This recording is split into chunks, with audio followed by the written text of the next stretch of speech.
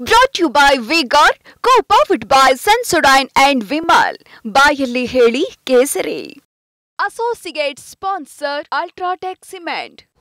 ಇನ್ನು ಮಹಿಳೆ ಅಪಹರಣಕ್ಕೆ ಸಂಬಂಧ ಸತೀಶ್ ಬಾಬು ಈಗ ವಶಕ್ಕೆ. A2 ಆರೋಪಿ ಸತೀಶ್ ಬಾಬು ಈಗ ವಶಕ್ಕೆ.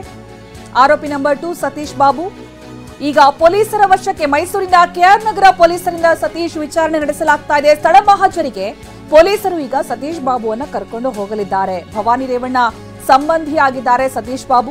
ತಾಯಿಯನ್ನ ಅಪಹರಣ ಮಾಡಿದ್ದಾರೆ ಅಂತ ಯುವಕ ಅಂದ್ರೆ ಸಂತ್ರಸ್ತೆಯ ಪುತ್ರ ದೂರು ಕೊಟ್ಟ ಹಿನ್ನೆಲೆಯಲ್ಲಿ ಆ ದೂರನ್ನ ಆಧರಿಸಿ ಸತೀಶ್ ಬಾಬುವನ್ನ ಈಗ ಪೊಲೀಸರು ವಶಕ್ಕೆ ತೆಗೆದುಕೊಂಡಿದ್ದಾರೆ. ಯುವಕನ ದೂರನ್ನ ಆಧರಿಸಿ ಸತೀಶ್ ಬಾಬುವನ್ನ ವಶಕ್ಕೆ ಪಡೆಯಲಾಗಿದೆ. ಯಾಕಂದ್ರೆ ಇಲ್ಲಿ ಮಾಡಿರುವಂತಹ ಆರೋಪದಲ್ಲಿ ಉಲ್ಲೇಖ ಮಾಡಿರುವಂತಹ ವಿಚಾರ ಏನಂದ್ರೆ ಸತೀಶ್ ಬಾಬು ಅವರೇ ತಾಯಿಯನ್ನ ಕರ್ಕೊಂಡು ಹೋಗಿದ್ದು ಎಚ್.ಡಿ. ರೇವಣ್ಣ ಆದೇಶದ ಮೇರೆಗೆ ಅಂತ.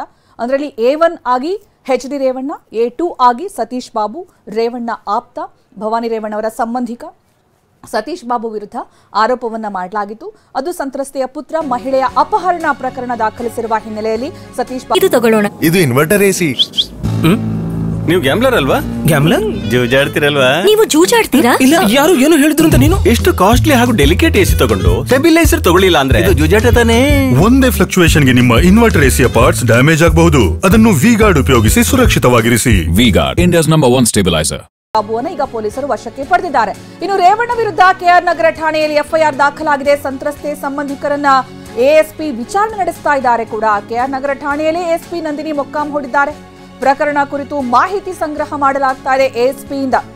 ಸಂತ್ರಸ್ತೆಯ ಮನೆಗೂ ಪೊಲೀಸರ ತಂಡ ತೆರಳಲಿದ್ದಾರೆ. ಯಾಕಂದ್ರೆ ಇಲ್ಲಿ ಒಂದು ಗಂಭೀರ ಪ್ರಕರಣ ಇನ್ನೊಂದು ಏನಂದ್ರೆ ಮಹಿಳೆಯ ಅಪಹರಣ ಪ್ರಕರಣ.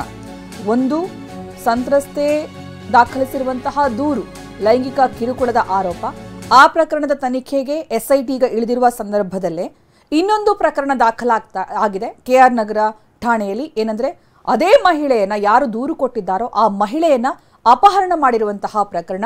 ಇದರಲ್ಲಿ ಸಂತ್ರಸ್ತೆಯ ಪುತ್ರನೇ ದೂರು ದಾಖಲಿಸಿರೋದು. ಹೀಗಾಗಿ ಆ ಮಹಿಳೆಯನ್ನ ಪತ್ತೆ ಹಚ್ಚಲೇಬೇಕಾಗಿದೆ. ಜೊತೆಗೆ A1 ಆಗಿ ಎಚ್.ಡಿ. ರೇವಣ್ಣ ಅವರಿದ್ದಾರೆ ಈ ಪ್ರಕರಣದಲ್ಲಿ. A2 ಆಗಿ ಇಲ್ಲಿ ಸತೀಶ್ ಬಾಬು ಇರೋದು. ಇದೀಗ ಸತೀಶ್ ಬಾಬುವನ್ನು ವಶಕ್ಕೆ ಪಡೆಯಲಾಗಿದೆ. ಇನ್ನೊಂದು ಕಡೆ ಈ ಪ್ರಕರಣಕ್ಕೆ ಸಂಬಂಧಪಟ್ಟಂತೆ, ಈ ಅಪಹರಣ ಪ್ರಕರಣಕ್ಕೆ ಸಂಬಂಧಪಟ್ಟಂತೆ ಎಎಸ್ಪಿ ನಂದಿನಿ ತನಿಖೆಯನ್ನ ತೀವ್ರಗೊಳಿಸಿದ್ದಾರೆ. ಪ್ರಕರಣದ ಕುರಿತು ಮಾಹಿತಿಯನ್ನ ಸಂಗ್ರಹ ಮಾಡ್ತಾ ಇದ್ದಾರೆ.